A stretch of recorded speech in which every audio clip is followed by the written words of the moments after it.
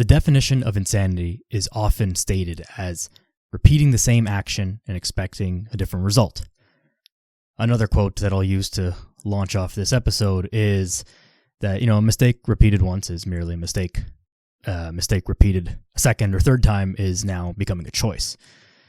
We've all made many mistakes in the gym. Thankfully, we have, books, podcasts, articles, and any number of other types of content and stuff that is out there now where we can learn from the mistakes of others that have either made mistakes before us or come in the past or what have you. Now, I think that to some extent, there are some lessons in the gym that you kind of have to figure out on your own. You've got to make those mistakes to truly believe them.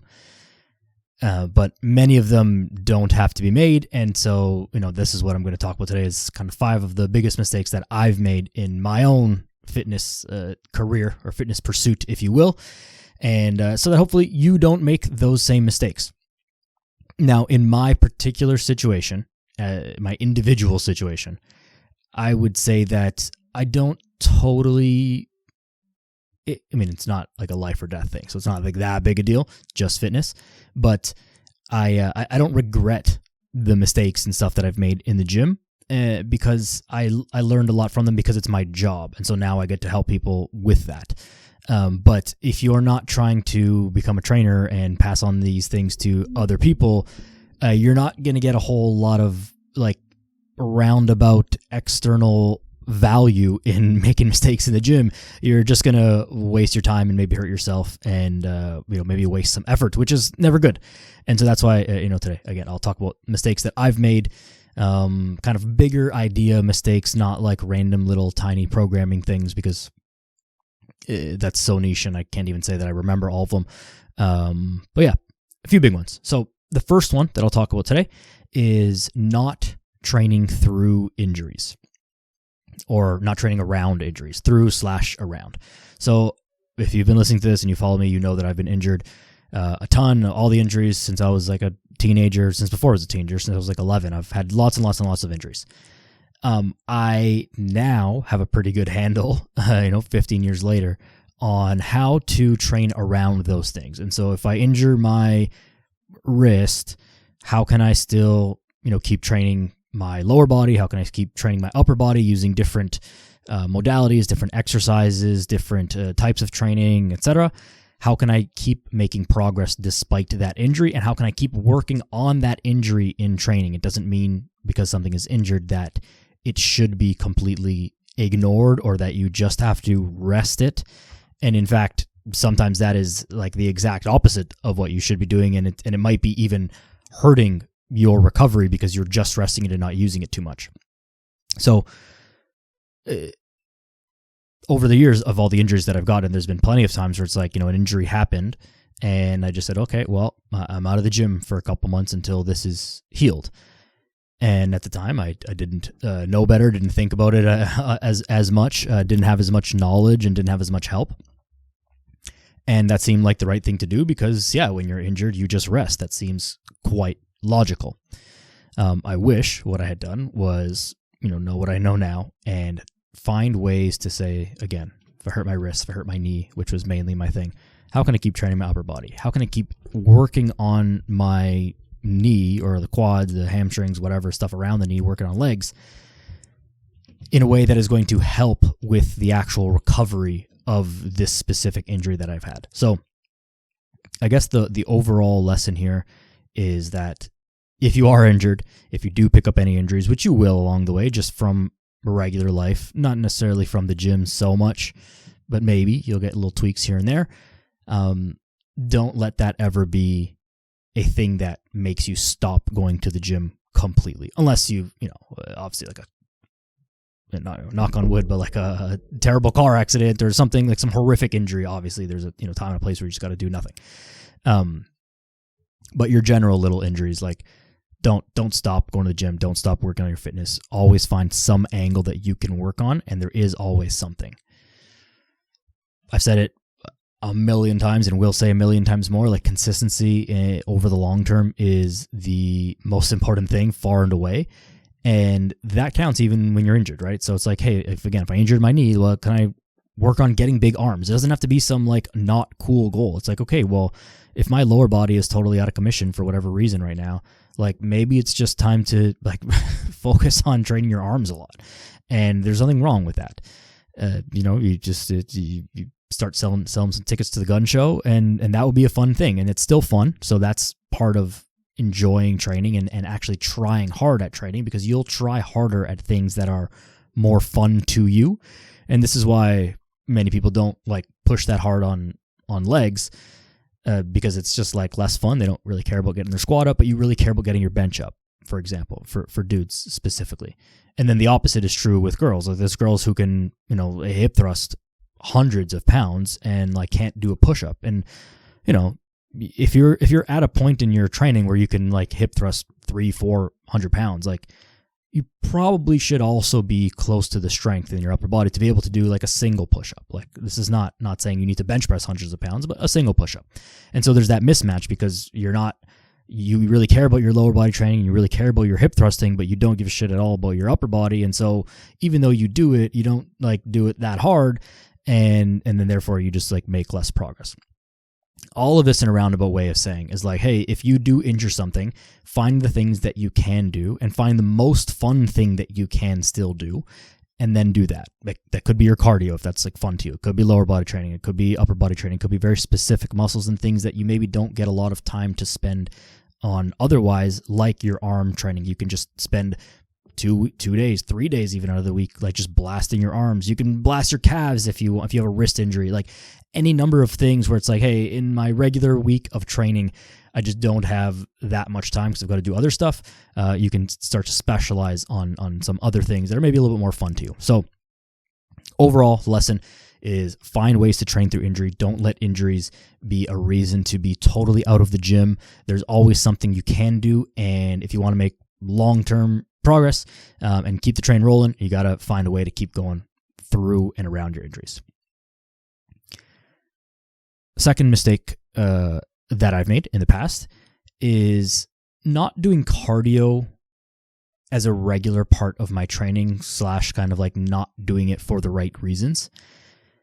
Many people associate cardio with losing weight. And while that is not untrue, it's not totally true.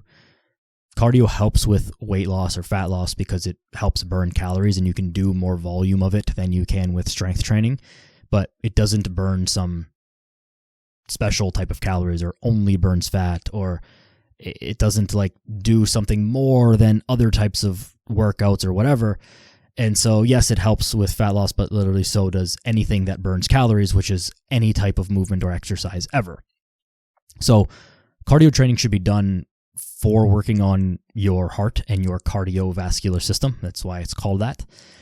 And you should basically be always doing some type of cardio. Now, you can kick up the amounts and the intensity and the types of cardio that you're doing based on your different phases of training and what your specific goals are at any given time. But just because you are trying to build muscle doesn't mean that you do no cardio. Just because you're on a bulk even doesn't mean that you do no cardio. And in fact, a lot of times keeping up some level of cardio during those things is probably not the times when you want to be doing the most amount of cardio, but you still want to be doing more than zero because it's actually going to help you with your recovery, with your muscle growth, because of the way that the cardiovascular system is just being more efficient and bringing nutrients around the body and helping you recover from the difficult training that you're doing. So there's been plenty of times where I just like skipped cardio for months. I used to justify it based on like I was a soccer player and my cardio was always pretty good. Like if I struggle with cardio now, it's not rarely is, and I don't have like crazy high cardio goals. Like I'm not trying to run a marathon or do some crazy bike stuff or anything like that. But like, it's rarely like that I'm so out of breath that I can't catch up. It's more like if I'm running, it's my ankle or my legs or something like on the musculoskeletal side of things that is like the limiting factor rather than like my heart and catching my breath, which is, it is what it is. And so that's something that I justified as a way, like, hey, my cardio's good, like I'm fine, and it probably is good enough, but I skipped it way too much earlier on, just as a way of like, I was in the trap of, hey, I thought cardio is just like for weight loss, like you run on the treadmill and sweat so that you can like lose weight, and when that wasn't my goal, I just like never did it, and then I would like kind of do way more cardio and way less strength training when I was trying to lose fat, which is also not correct. So the right way to do this would be to always include some level of cardio training in your training week or your training blocks.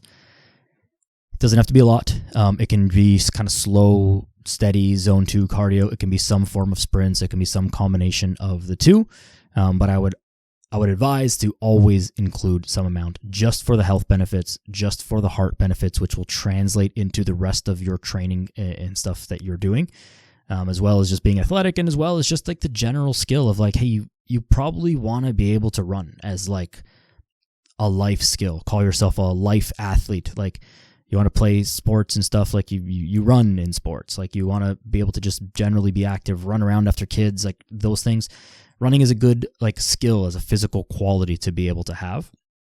And so you will lose that if you don't continue to do it. Doesn't have to necessarily be running, but like other forms of cardio as well. But even still, I'll even backtrack on what I just said. I think specifically running for the reasons that I just said is like, you're never going to have to like randomly jump on a bike and cycle for like 10 kilometers. Like, you might have to sprint down the street to whatever, catch a bus, or that's kind of a stupid example, but like you might have to run after someone. You might have to run away from something. You might have to run for any number of reasons, sprint here and there in your life. And so like, I think running specifically as a skill is important to use, and like the fat loss benefits of it are not zero, but like way down the list of things that you will benefit from, including running specifically in your training. So that's what I'd say about cardio, is just like, you gotta keep having it. You gotta always have it in there, and understand that its primary benefit is your heart health and your cardiovascular health, and it will help with your recovery and all of your rest of your athleticism. And yes, it has some helpful effects on fat loss, but like, not that much. That's like I'd have to really go through and rank them, but it's like the 7th or 8th thing that is the most important benefit of it, which is pretty small. So don't skip cardio is the lesson. Number 3. I'll call this one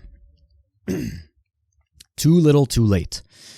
You will make the most amount of gains in your fitness in the early days.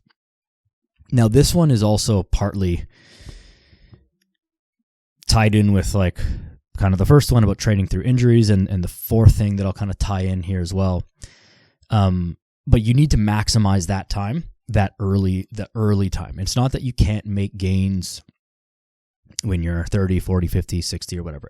It's actually more about like, it's less to do with your age and more to do with when you start training. So if you don't start training until you're 37, you will have those like newbie gains when you're 37, the same way that someone who's 19 might have their newbie gains when they're 19. Just about when you start specifically. And I just picked 37. It could be 47, it could be 57 even. Like, you can make a lot of progress really early if you kind of dial things in and really take the beginning part seriously. The beauty is that you can get away with actually like a lot less, because the stimulus needed to make improvements, because you're so far away from your potential, because you're starting at 0, is pretty high. So you get to actually like not even try that hard and make a lot of benefits, or make a lot of gains.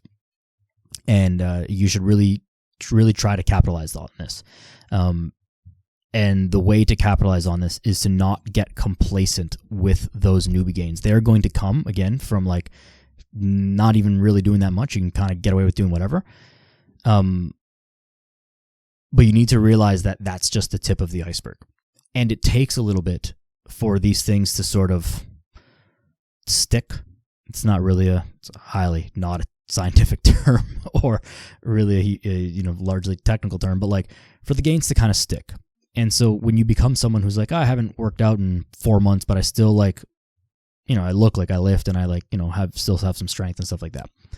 Versus someone who goes from not doing anything and you start training and you train for like 4 or 5, 6 months, you've made some progress, you've got some gains, you got a little muscle shape on you and all that stuff. If you stop training for 4 months, you'll almost lose all of that because like it hasn't really had time to stick. Again, I don't know the technicalities or the science necessarily behind this, but like it's a true thing. The longer that you've been training, the longer that your body is going to kind of keep those gains, the longer that you've had them. So there's 2 things with this. You are capable of more than you think you are. And while yes, you can make progress by doing kind of whatever at the beginning, you could still make more progress if you pushed yourself harder. So don't settle for just whatever's happening. Like push the boundaries early because you have the greatest potential to make gains as fast as possible at that time. And then don't take your foot off the gas. Like let that become your new normal. And you can't just train for 4 months or 6 months and say, "Yep, I'm good. I'm fit now. I'm okay."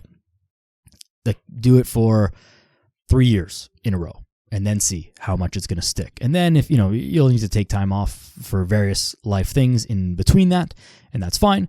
But you really gotta commit to sticking to it for a solid amount of time. And I would say like at minimum 1 year. Like 1 year with no major breaks unless absolutely necessary is going to help you really make those gains stick. Now, the tie-in here is, for me, this was a mistake very much so related to my injuries, where I'd started and then I'd get injured and I'd stop and I'd start and, those kind of things. And I was pushing hard, but not as hard as I could have been because I didn't have like a really holistic kind of view of the whole thing. I was just doing it for that time, and then it was done, and then I would get injured, and then I would stop and start again, and I was like just doing different stuff and whatever. You got to pick a lane and kind of stick in it, and then just like drive hard in that lane until you can't anymore. And then you want to just see that thing through to the end. So too little, too late. Intensity, consistency is the number one thing over time by far, but intensity is the very clear number 2 thing. And so once you get the consistency thing down, if you start to push yourself a little harder, push yourself a little harder in the gym, be a little bit more intense. And by intense, I don't necessarily mean like, super hardcore, like annoying person. I just mean like pay a little bit more attention, take it a little bit more seriously with your diet. You don't need to bring, chicken, rice, and broccoli out to dinner with your friends, but you need to maybe not choose the French fries, maybe have only half, maybe, make some better choices. Like you need to be a little bit more intense about these things if you want to make great gains. If you don't want to make great gains, then, by all means do whatever you want, and you're probably not listening to this anyways. But really utilize the time early. This also applies to anyone who has had to take an extended amount of time off. It's not really like the newbie gains that come so fast, but like kind of on a rebound. If you've had to take 6 months or a year off or whatever amount of time off the gym for any reason, and you're like getting back into it, you will experience some of that rebound again. So every time you have to do that, like ramp yourself up slowly so you don't injure yourself. But by slowly, I mean like over 3 to 4 weeks. And then you got to get out of that beginner stage and like start pushing it, because you will be able to make so much more progress, and you need to use those windows of big progress, because the way that it happens is like you'll make a lot of progress like kind of quickly, and then like very, very little for a long time. And then you'll have this like another stepwise kind of function, and then a little bit. And then like you'll notice a big change and a little bit. But for the most of that time, progress is like very little. And if you don't know what you're looking for and not really paying attention, sometimes it's hard to see and it becomes discouraging. So when you can make big progress, you need to take advantage of that. And this also goes into just based on your timing. So if things in your life right now are like pretty settled, you're not in the middle of changing jobs, you're not in the middle of moving houses, you didn't just have a kid, you're not whatever, there's not a lot of chaos going on in your life, and you can consistently get to the gym 3 or 4 or 5 days a week, and there's no reason that you can't reasonably stick to your nutrition plan and all that stuff. Like dial it in that time, because I promise you, and you will know this, something is coming down the road that is going to knock you off track. you switch jobs, or your job just gets super busy. You move houses, you have a kid, any number of things that were going to make you busy. And it doesn't mean that you're going to have to give up the gym entirely, but during that period of time, you might have to take your foot off the gas. And so where you're going 4 or 5 days a week right now and being like 95% on point with your diet, that might have to dial back to only going once or twice a week and being on your diet only 60% of the time. And that's not terrible. It is what it is, and that's life, because you have a life outside of fitness. Fitness is just a thing that you do, and it contributes positively to the rest of your life, but you're not a professional athlete. So when you have the time to push, that's when you need to push, because something is coming down the road that is going to make things harder for you, and you want to build up a buffer for that time. I promise you it's coming. It's coming for all of us, and it's going to keep coming back always in various forms. So when you have the time to push, you got to push and make use of that time, so that when things do knock you off track, you will have you don't fall backwards. You'll just stop making progress, and you'll just maintain, but you won't go down, because you've built yourself up this huge buffer of progress during the time where you really locked in. Even if you did kind of regress a little bit, you're regressing back way less than you would have before, because you're starting off at such a higher point. Even if you go down 5%, whatever that even means, but a 5% regression, you're still going to be at a much higher place than you would be if you didn't really lock in during the times. So it's kind of a quote that I always say, the best reason to move is because you can, but the best reason to train hard when you're able to is because you can, because something is going to happen down the road that's going to allow you to not train hard, not be dialed in, not follow your diet, not sleep well, all those things. And you're going to wish damn, I wish I was really grinding when I had the chance, because I could have been at such a better place right now. And you will feel that when it happens. So you want to kind of build up this bank of progress, so that when things get tough, you've still got something to lean back on. The fourth thing here, and what I said I was gonna kind of tie in to the too little, too late. Sorry, I'm just fidgeting with my stuff here. Is not hiring a coach early enough, or reaching out to a mentor, or reaching out for help in some way. I, probably many of you and many of us, am a little bit stubborn and hard-headed, and especially in things like fitness, which I know I'm the first to say, this stuff is not rocket science. It's very figure-outable. And so we try and smash our head against the wall a little bit, trying to figure out how to do it. And you would save an unbelievable amount of time and money, frankly, and make way better use of your effort if you hired a coach, or reached out to someone just to ask questions, or work with a mentor or of some sort, just to speed run the process. You are not in this to become the most knowledgeable fitness person ever. I say this is even a mistake for me, because I would have learned so much faster and got so much further ahead so much faster had I started reaching out to other coaches and mentors and whatever sooner than I did. And I think back, it's I was wasting so much time if I just would have asked this person, or had a session, or a series of sessions with such and such person that I did. I would have saved myself 3 months of trying to figure this thing out, and it would have just cost me a little bit of money and 1 hour instead of 3 months of time. So huge mistake that many people make is try and do it themselves, try and figure it out. And I get that from a personality point of view. I understand that deeply. But by spending a little bit of money and way less time to hire someone to help you, you will save yourself an unbelievable amount of time and just unbelievable amount of headache. You're in this to get the results that you want. I was saying, you're not in this because you want to become the most knowledgeable fitness person of all. You want just the results that you want. And who doesn't want those results faster and easier, right? Literally can't think of a single person who would want that for any reason. So hiring a coach is the cheat code of that, right? It gets you things that you want faster and with less headache, and probably in a safer and overall more efficient manner. So I regret not hiring the people that I did and working with the people that I did much sooner. And again, even in my pursuit that this was going to be my job and my profession, and I needed to learn and needed to make some mistakes, and maybe I can make the argument that I needed to make more mistakes so that I could kind of figure it out, so I can understand it on a deeper level. But even that, I would have saved myself a ton of time and money in other things that I spent on in the pursuit of self-discovery, rather than like, hey, just go to the person who's an expert at this thing and ask them to teach you, and they will happily do so. So I think that not enough people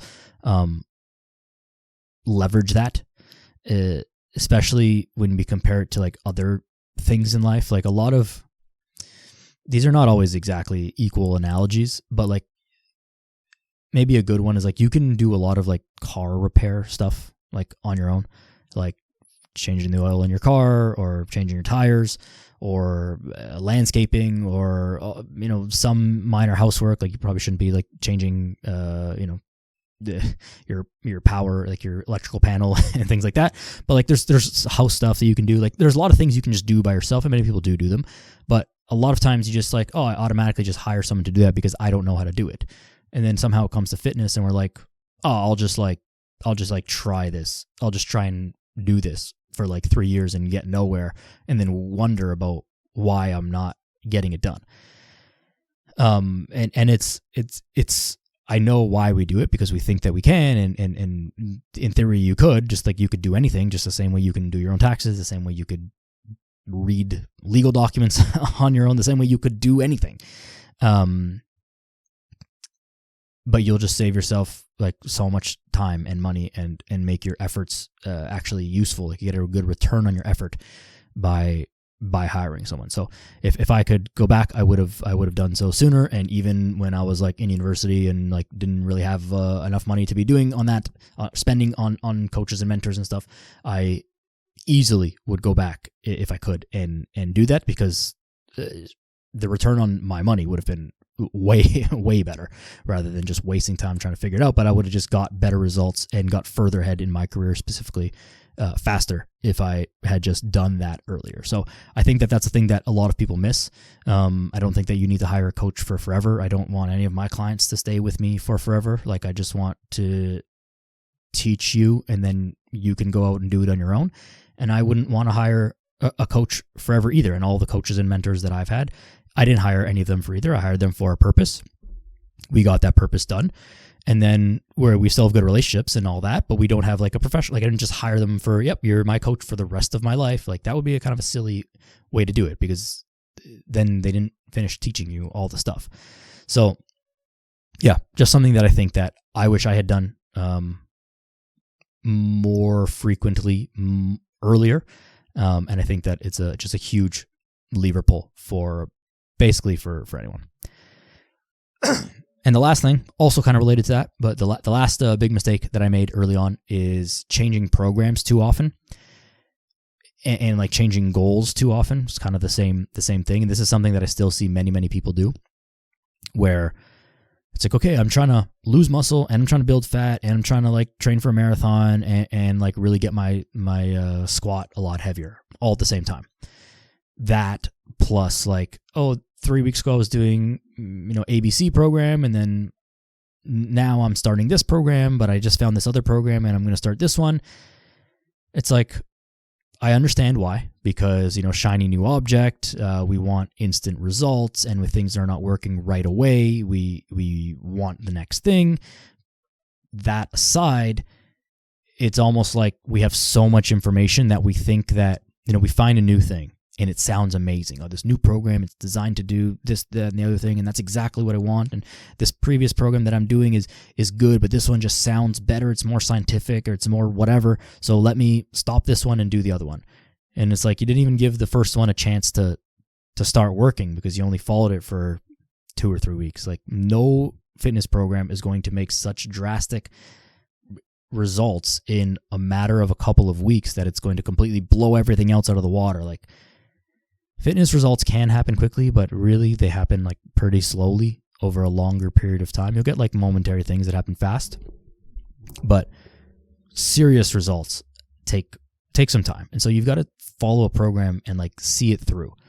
Nobody who I know who's worth anything in fitness writes programs intended for people to only follow it for 2 or 3 or even 4 weeks.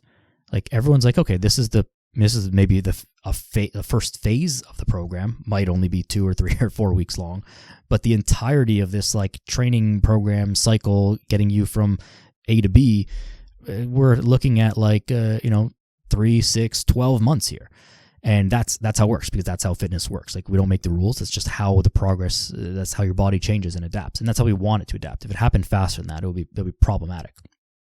But so this idea of looking for like the new shiny object, convincing yourself that like there's a new, better thing out there. And sometimes there is, like sometimes the program you're following does suck. And so, yeah, you got to eventually change that. You can't just be following the same program for forever that doesn't work for you, that isn't getting you the results that you want. But the time frame to figure that out isn't 3 weeks. It's probably closer to 3 months. After 3 months, you're not seeing any results.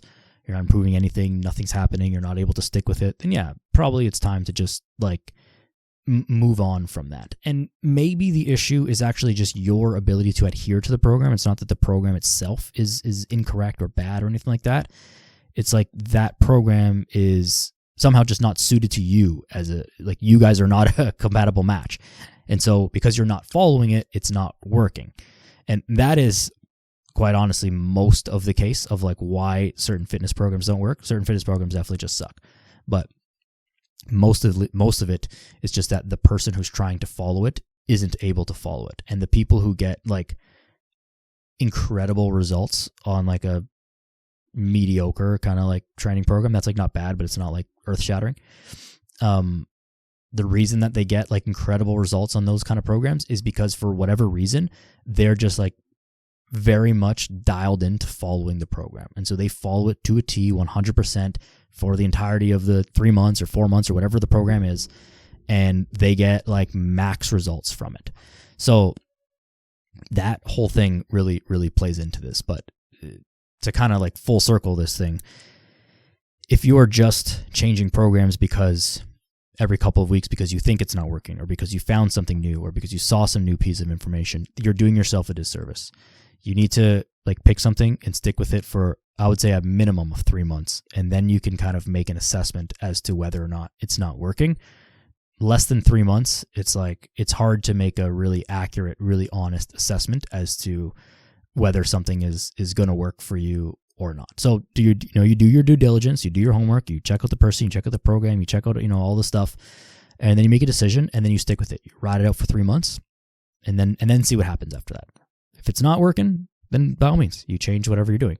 And if it is, then great. Put your head down and keep working. And you can tweak and improve as you go along, but you can't just be switching every couple of weeks. And I was in this trap, like I was always in all of these traps. But for me, it was the kind of the shiny object, the new thing, the new training program. I saw this new article by this trainer, and he said that you got to do this, and I was chasing so many goals at the same time that that's how I would get attracted to a new thing, because like, oh, this program is really great for improving your bench press, and this program is really great for fat loss, and this program is really great for this, and I was pulling myself in all these different directions, not realizing that by doing so, I was actually hindering the progress of each of them as I kept rotating through these programs every couple of weeks.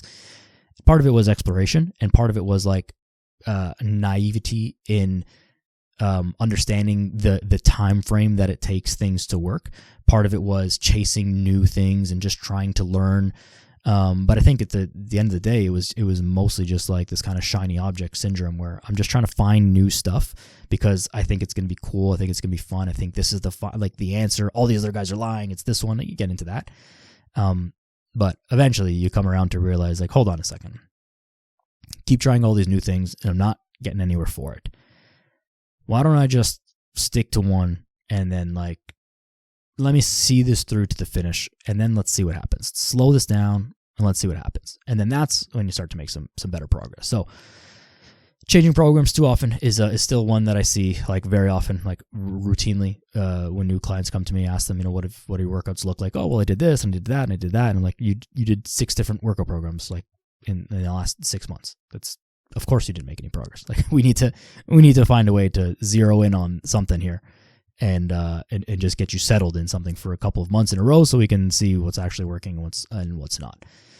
Because just doing random stuff is fine. Like, exercise is good. It's good to exercise, but like, you're going to get random results. And by random results, that actually kind of means like no results, because you're not actually working towards anything enough. You're just working.